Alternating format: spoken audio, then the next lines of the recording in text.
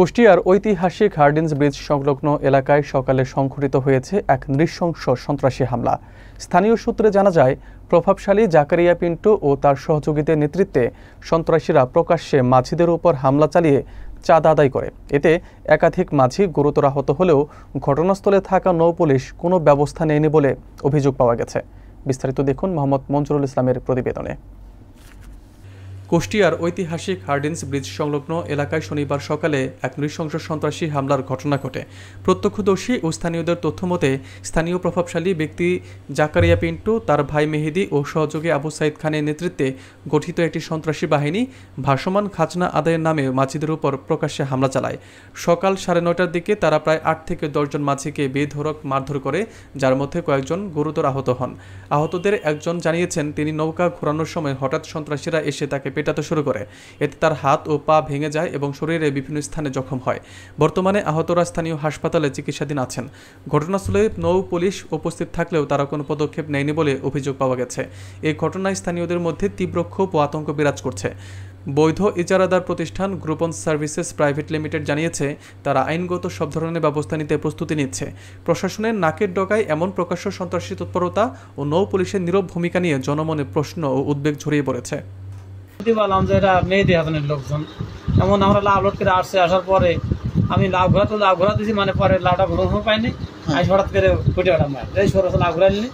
এই অবস্থায় সেই যাইতে আমি বললাম যে হ্যাঁ, ওখানে সাক্ষী আছে, হাজার হাজার সাক্ষী আছে ভাই। আপনারা পাশে বসে থেকে টাকা নিয়ে আসছেন, চাঁদা নিয়ে আসছেন, ডাইরেক্ট চাঁদা। আপনি 3 ভাগে ভাগ করেছেন, 1 ভাগ আবু সাইদ, 1 ভাগ পিন্টু মেহেদি, 1 ভাগ নৌ পুলিশ। অতএব আমি আপনাকে দেখা যাচ্ছে বিশ্বাসের জায়গা থেকেই কিন্তু বিশ্বাস করছিলাম, না হলে হয়তো বা আমরা আমাদের মতো করে একটু দেখতাম, লোকজন যাইতো। এই যে নৌকা 8-10টা নৌকালাকে পিটাইছে, এমন পিটানে, গরু পিটানে, যে ওরা ভর্তি হয়েছে 16 দাগে।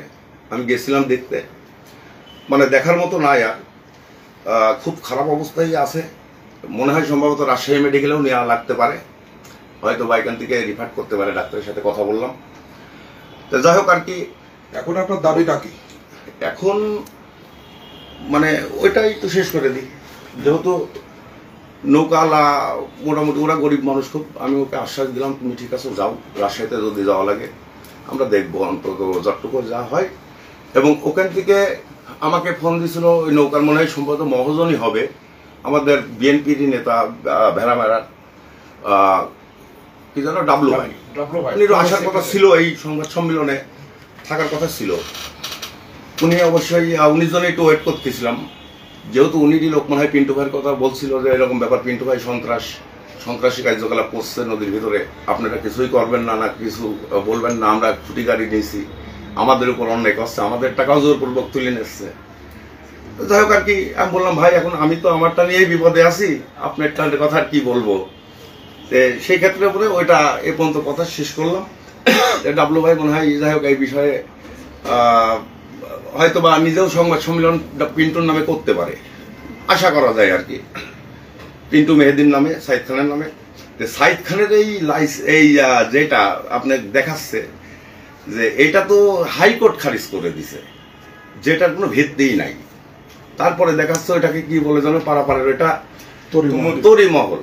উনি তরিমহল দিয়ে উনি হলো চ্যানেলের টাকা নিচ্ছে। উনি এডি ইন্টারন্যাশনাল জাকারিয়া পিন্টুর নামের উপরে পিন্টু টাকা তুলাচ্ছে। পিন্টুকে যদি বলা যায়, পিন্টু বলে না, মেহেদি তো আমার কথা শোনে না, আমার কথা বললেই তো হাবিবের কাছে চলে যায়, এই কারণে তো আমি কিছু বলতে পারি না।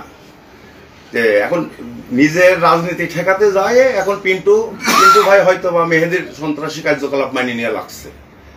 আর এই সন্ত্রাসী কার্যকলাপের জন্য পিন্টু ভাই পুরা প্রশ্রয়ের কারণে মেহেদি এত বড় সাহস পায়। মেহেদির নামে 62টা মামলা আছে, এবং যত কাজ কুকাজ, উনি স্বেচ্ছাসেবক দলের সেক্রেটারি ছিলেন, বহিষ্কারের সেক্রেটারি উনি এখনো। তো যাই হোক আর কি, কথা বেশি বাড়ালেই বাড়বে। আমি কালকে জিডি করব পিন্টুর নামে, মেহেদির নামে এবং ওর ভাই।